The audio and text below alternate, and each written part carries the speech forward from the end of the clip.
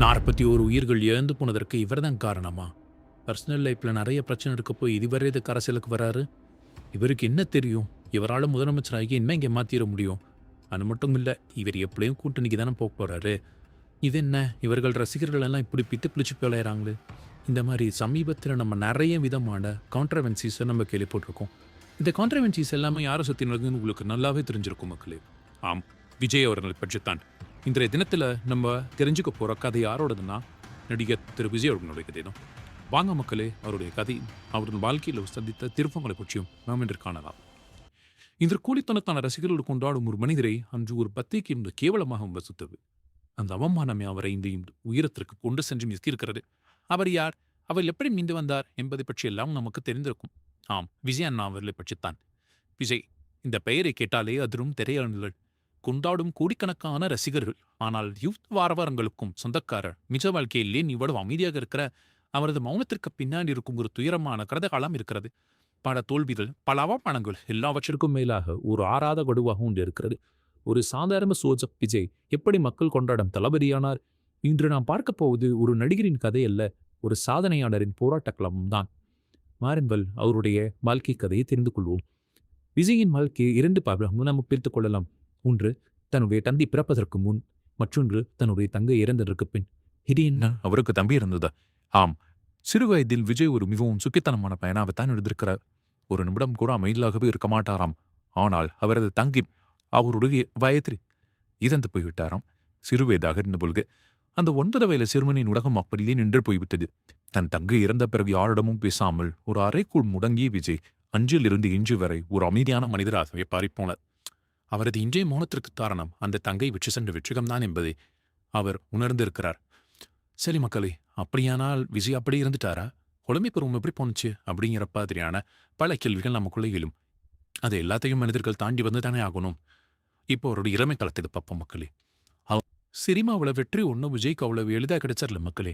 ஏன்னா தன் தந்தை எஸ். ஏ. சந்திரசேகர் அவர்களுடைய எல்லா படத்திலும் நடிச்ச பொழுதும் பத்திரிகையாளர்களுடைய ஒரே விமர்சனமாக இருந்தது, இவருக்கெல்லாம் ஒரு முகம் இருக்கிறதா? இவரெல்லாம் ஒரு ஹீரோவா? நெப்போட்டிசத்தில் இவர் இங்கே வந்திருக்காரு. இவருக்கெல்லாம் நடிக்க வராது சார், அவரை தயவு செஞ்சு நடிக்க நிறுத்த சொல்லுது என்று சொல்லி பல முன்னணி பத்திரிகைகள் அவரை பற்றி மிக கேவலமாகவே எழுதி கொண்டிருந்தது.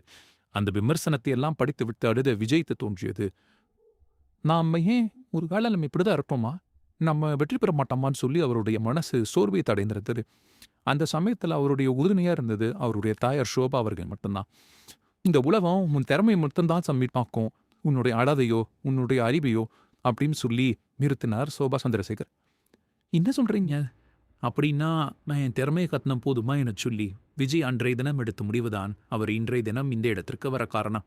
ஆம், தாய் சோபா அவர்கள் கூறியது, திறமையை மட்டும் காட்டு, உலகம் இந்த உன்னை தேடி வரும். அதுதான் அந்த தாயின் வார்த்தைகள். அவருக்கு துணையாக நின்றது அவருடைய தாயும் தந்தையும் தான் மக்களே.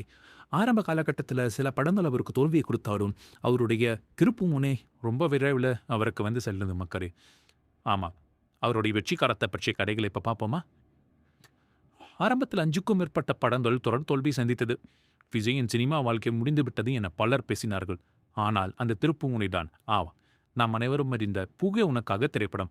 அதுதான் அவரது பாதையவே புரட்டி போட்டது. பெண்களும் குழந்தைகளும் ரசிகர்களும் ஒரு ஃபேமிலி ஹீரோவாக உருவெடுத்த தருணம் அது. இன்றும் அவர் தனது தயாரிப்பு நிறுவனத்திற்கு பிபி கிரியேஷன்ஸ் என்ற பெயர் வைத்திருப்பதற்கு அவருடைய பெயரும் அவருடைய தங்கையினுடைய பெயரும் தான் காரணம். இதிலிருந்தே உங்களுக்கு புரிஞ்சிருக்கும் அவருடைய தங்கை அவர் எவருக்குமேவும் ஏற்கமானவர் என்று. சரி மக்களே, இப்படி இருந்த விஜய் எப்படி இவ்வளோ பெரிய உச்சபட்ச நடிகராக மாறினாங்கிறத பற்றி நம்ம தெரிஞ்சுக்குவோமா? விஜய் இன்று உச்சத்தில் இருப்பதற்கு காரணம் அவரது நடிப்பு மட்டும் இல்லையே மக்களே, அவரது அமைதியும் நிதானமும் தான். அவமானப்படுத்தி அதே இடத்தில் பத்திரிகையாளர் வெல்கின்ற அவர்களுடைய சாதனை பற்றி புகழ்கின்றனர். அரசியலோ சினிமாவோ எதுவாக இருந்தாலும் அவர் எடுக்கும் ஒவ்வொரு முடிவிற்கும் பின்னாலும் ஒரு நீண்ட மௌனம் இருக்கும். அந்த மௌனம் அவருக்கு பல பாடங்களை கற்றுக் கொடுத்திருக்கிறது. அதை நாம் அவ்வளவு சாதாரணமாக எடுத்துக்கொள்ள முடியாது.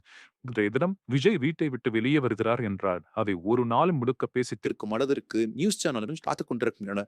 இப்படிப்பட்ட இதே நியூஸ் சேனல்கள் தான் அவருடைய ஆரம்ப காலகட்டத்தில் அவரை பற்றி தவறாக எழுதியது, பேசியது. விஜய் விஜய் விஜய் இந்த திரும்பினாலும் இந்த வார்த்தை இன்று தமிழ்நாட்டில் நீக்கமர நிகழ்ந்திருக்கிறது.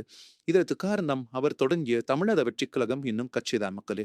அந்த கட்சியின் மீதான எதிர்பார்ப்பு மக்களுக்கு இன்னமும் மிகவும் அதிகமாகவே இருந்து வருகிறது. சினிமாவில் உச்சபட்ச நட்சத்திரமாக திகழ்ந்து வந்த விஜய் அரசியலிலும் சாதித்து முதலமைச்சர் அரியணையில் ஏறுவாரா?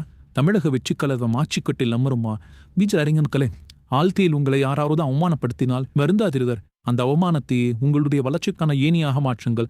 விஜய் இன்று கோடிகளில் சம்பளம் வாங்கினாலும் இன்றும் ஒரு எளிமையான மனிதராகவே இருக்கிறார் என்று அறியப்படுகிறது.